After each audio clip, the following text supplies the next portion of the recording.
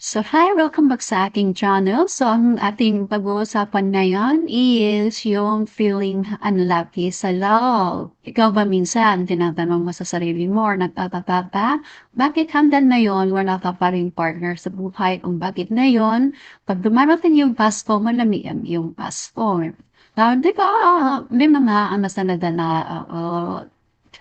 they remain single, hindi ba? O ikaw ba, minsan din nakaramdam pa ng parang, you feel unlucky in love. So, alamin natin yung mga possible reason why do people feel unlucky in love. So, guys, samahan niyo ako at alamin natin yung mga possible reasons kung bakit may mga tao na nakakaramdam ng ganon. Pero of course, hindi sa lahat. Ito naman po ay ayan sa akin lamang, para sa opinion ko lang kung bakit may mga ibang tao na hanggang ngayon is single pa sila yung parang hindi sila swerte pagdating sa love. So, samahan niyo ako guys. Ito ay para sa mga babae or lalaki. So, guys, samahan niyo ako.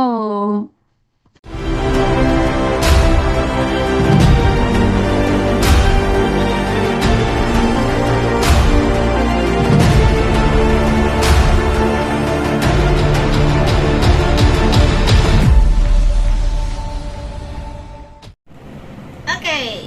So ito guys, ito ay para sa mga babae or sa mga babae. So why do people feel unlucky in love? Ano-ano nga ba yung possible reason bakit hanggang ngayon is wala pa silang partner or wala silang nakakasama sa buhay. So para sa akin, yung number one is yung meron kang napakataas na high expectations, di ba? Yung you are setting your high expectations sa pakikipagrelasyon.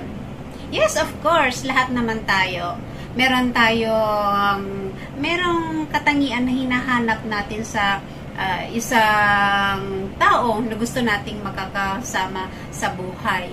Pero baka yung napakataas ang expectations mo sa paghahanap, baka hindi mo na mamalaya na lumampas na talaga yung Mr. Right or Miss Right sa iyong buhay, hindi ba? Kasi napakataas napakataas yung, kumbaga, you are setting your expectations too high, hindi ba? So baka yun yung isang dahilan kung bakit hanggang ngayon is single ka pa. Okay, let's move on to number 2. Para sa akin din, ang isang possible reason din kung bakit ang isang babae or lalaki is parang feel unlucky sa love is baka naghahanap ka ng makakapartner mo sa maling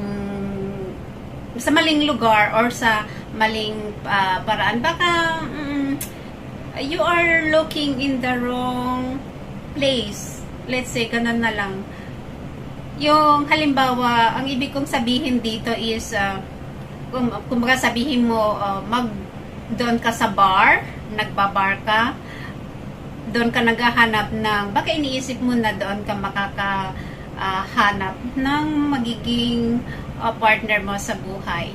Pero alam naman natin guys na yung mga nagbabar hopper, yung mga andoon sa bar is hindi naman lahat sila is naghahanap ng makakasama sa kanilang buhay, hindi ba?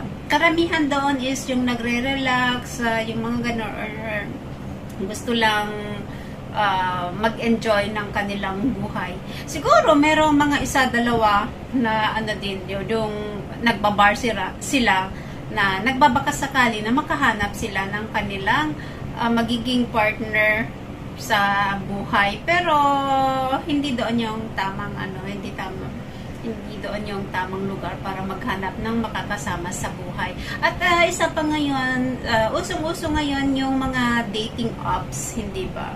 Baka iniisip mo na, pumasok nga ako sa dating apps, baka sakali makahanap ako doon. Siguro sa dating apps, yung mga andon din, meron din talaga na naghahanap ng serious na relationship. Pero alam naman natin at aware naman tayo na sa dating apps is karamihan din doon is mga scammer or yung mga nag-ano lang, yung naglilibang lang, pasasakayin ka lang ng, oh, mahal kita, gusto kita, bla bla bla, yung ganon. Tapos sa kadesperadahan mong maghanap ng makakasama mo sa buhay is kumbaga naniwala ka. Tapos sa bandang huli, malalaman mo na fake naman palang kanyang nararamdaman sa'yo. So, ito yung para sa akin, ito yung number 2 na reason bakit hanggang ngayon is single ka pa. Yung bang you are looking in the wrong place. Okay? So, wag maghanap ng makakasama sa buhay sa bar or sa mga dating apps. Okay? So, tara guys sa number 3 na reason. Para sa akin, yung number 3 na reason is yung madali kang magsawa sa isang relasyon. Kumbaga, you love the chase, not what comes after. Kumbaga, sa umpisa lang is masaya ka, gusto mo yung hinahabol ka or gusto mo yung andun yung excitement sa umpisa. Karamihan naman talaga ganun, diba? Pag nag-uumpisa lang yung isang relasyon is talagang ang saya-saya nyo, ganun, diba? Tapos, parang andun yung excitement. Pero, habang tumatagal na, kumbaga, pag di ba pag nagtatagal ang isang relasyon is, kumbaga, mababawasan yung excitement, hindi ba? So, kumbaga, pag tumatagal na, parang nawawalan ka na ng gana sa isang relasyon, hindi ba? So, makikipaghiwalay ka na. So, yun, siguro ganyan yung ginagawa ng mga iba, yung madali silang magsawa sa isang relasyon. Kaya, hanggang ngayon, single pa rin sila. Wala silang, hindi sila nagtatagal sa isang relasyon.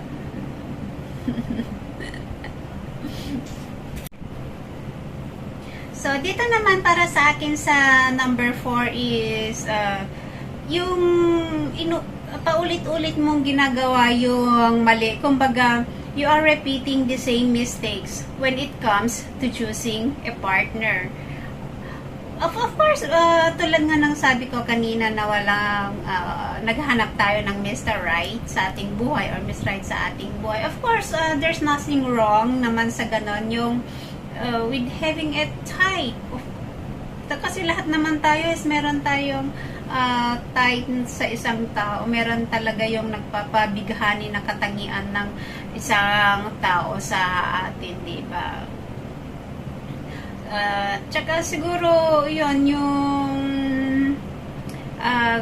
kumbaga you are dating the same kind of person. Yung halimbawa yung lagi mong nakaka-date is hindi seryoso sa pakikipag-relasyon, or or pumapasok ka sa isang relasyon na, let's say, bawal na relasyon. So, syempre, ang alam naman natin, ang bawal na relasyon is hindi nagtatagal yan. So, yun yung ibig kong sabihin doon na you are repeating the same mistakes in choosing your partner. So, yun, aware naman tayo, hindi ba?